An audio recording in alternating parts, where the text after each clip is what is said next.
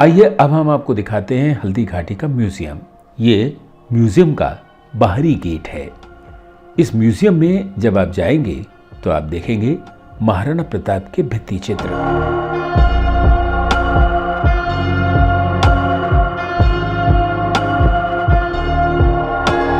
ये जो आप देख रहे हैं इसमें महाराणा प्रताप और भाई बहनों को माता जयवंता बाई प्रेरणास्पद शिक्षा दे रही हैं। ये आप जो देख रहे हैं इसके अंदर महाराणा प्रताप अपने बाल्यकाल में शस्त्र शिक्षा प्राप्त कर रहे हैं। ये महाराणा प्रताप की वीर गाथा पर लिखी कई पुस्तकें हैं और ये हैं महाराणा प्रताप के अस्त्र शस्त्र।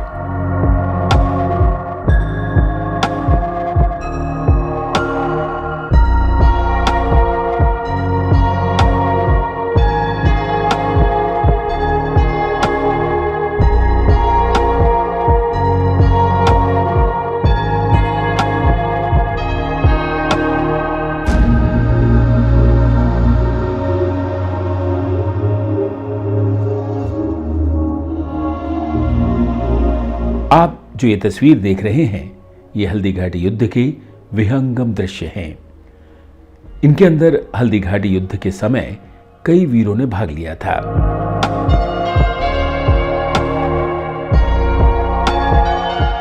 इस म्यूजियम के अंदर एक पिक्चर हॉल भी है। इसमें महाराणा प्रताप के जीवन पर बनाई गई एक फिल्म भी आपको देखने को मिलेगी। आप भी देखिए ना इसकी कुछ झलकियां। अपने देश, कुल, गौरव और मातृभूमि की मर्यादा के लिए प्राण न्योछावर करने वाले योद्धाओं और लड़नाओं से प्रताप ने न केवल सीख ली बल्कि ये घटना उनके जीवन का आधार बन गई। और इस गुफा से आगे चलकर महाराणा प्रताप का इतिहास बताया जाता है। ये जो आप देख रहे हैं मेवाड़ की गौरव भामाशाह ने महाराणा प्रताप को अपनी समस्त संपत्ति 25 लाख रुपए और 20 लाख अशर्फियां भेंट में प्रदान की थी। महाराणा प्रताप ने 12 वर्षों तक अपनी सेना को संगठित किया और अपनी सैन्य शक्ति को बढ़ाया। ये कुंभलगढ़ किला है। इसका प्राचीन नाम माछिंद है। इस किले का निर्माण महाराणा कुंभा ने करवाया था। इस किले के अंदर 9 मई 1540 ईस्वी में महाराणा प्रताप का जन्म हुआ था। इस किले की ऊंचाई समुद्र तट से 3568 फीट है। इस किले की दीवार 36 किलोमीटर तक फैली हुई है। इस दीवार का नाम ग्रेट वॉल ऑफ चाइना के बाद द्वितीय पायदान पर दर्ज है। इस किले के अंदर 360 प्राचीन मंदिर हैं। इन मंदिरों में सबसे प्राचीन मंदिर है महादेव जी का। कुंभलगढ़ किला हल्दी घाटी से 65 किलोमीटर दूर है। यह दृश्य मेवाड़ की राजधानी चित्तौड़गढ़ का है। इस किले में महाराणा प्रताप का बचपन बीता और किले की तलहटी में महाराणा प्रताप ने अपने गुरु से शिक्षा प्राप्त की। यह किला 12 किलोमीटर में फैला हुआ है। इस किले पर जब भी विदेशी आक्रमणकारियों ने आक्रमण किया और उस आक्रमण में कोई भी राजा सैनिक वीरगति को प्राप्त हुआ तो उनकी पत्नी वीरांगनाओं ने अपने अस्तित्व की रक्षा करने के लिए जलती हुई आग में कूदकर प्राणों को त्याग दिया। इसे जौहर कहा जाता है। चित्तौड़गढ़ में मुख्य 3 बड़े जौहर हुए। प्रथम जौहर 1303 ईस्वी में जब अलाउद्दीन खिलजी ने चित्तौड़गढ़ पर आक्रमण किया तो रानी पद्मिनी ने 16,000 वीरांगनाओं के साथ जौहर कर डाला था, सिर्फ अलाउद्दीन खिलजी के कारण। दूसरा जौहर 1535 ईस्वी में दिल्ली के शासक बहादुर शाह के समय में रानी कर्णावती ने वीरांगनाओं के साथ किया। तीसरा जौहर 1568 ईस्वी में सम्राट अकबर ने चित्तौड़गढ़ पर आक्रमण किया। उस समय रानी फूल कंवर हजारों वीरांगनाओं के साथ जौहर में कूद पड़ी। फिर भी सम्राट का मन नहीं भरा। अंत में 30,000 आम लोगों का कत्लेआम करवाया गया।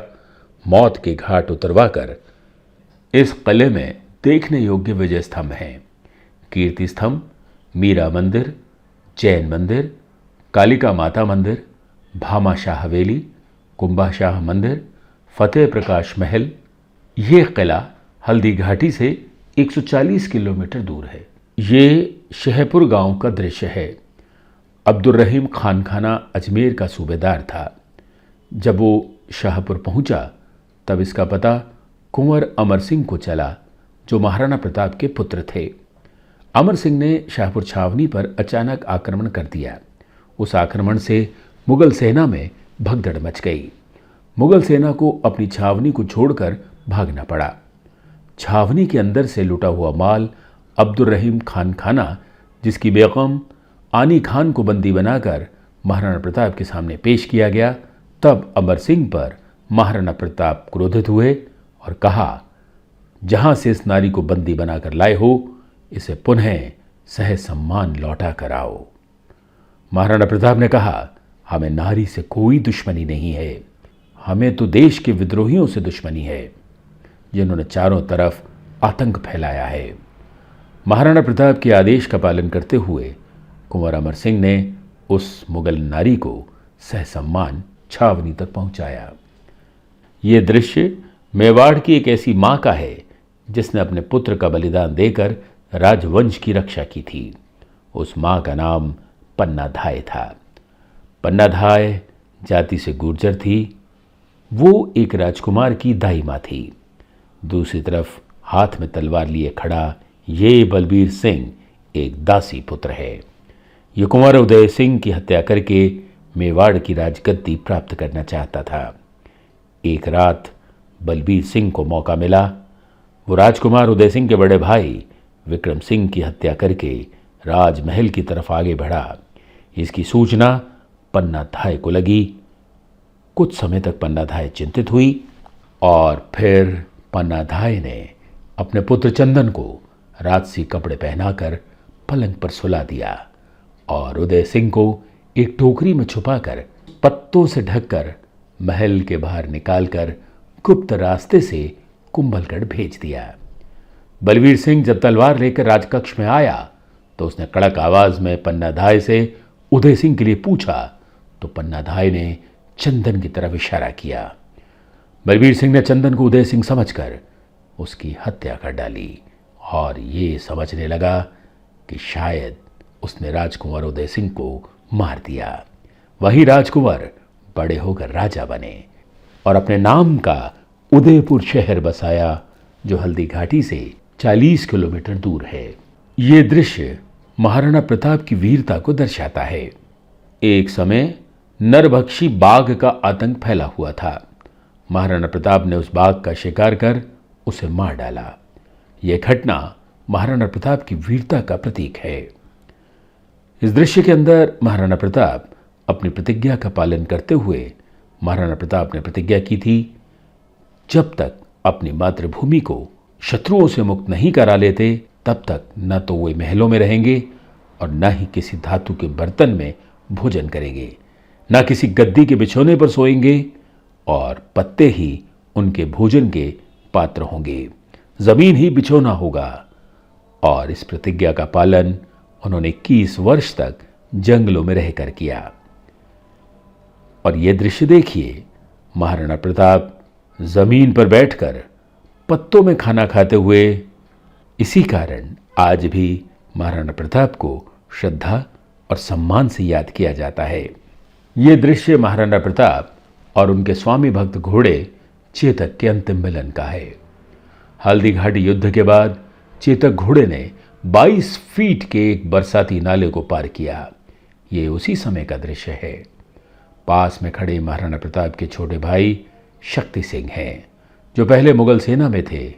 बाद में वो महाराणा प्रताप से मिले। उन्होंने उनसे माफ़ी मांगी और अपना घोड़ा महाराणा प्रताप को दिया। आप लोग इस म्यूज़ियम को देखने ज़रूर आइए। इस म्यूज़ियम में देशभक्ति की बहुत जानकारियाँ मिलती हैं। आपको आनंद आ जाएगा और इतिहास के बारे में भी कुछ समझने को मिलेगा।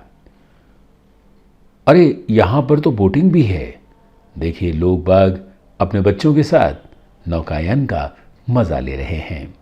कितना सुंदर दृश्य है यहाँ का। और अब हम आपको दिखाते हैं किस प्रकार से बैल द्वारा घाणी में से गन्ने का ताज़ा ताज़ा जूस निकाला जा रहा है। आपको और भी इतिहास के बारे में जानकारी मिलती रहेगी। हमारे चैनल शकुंतलम वीडियोस को सब्सक्राइब करना कभी ना भूलिएगा।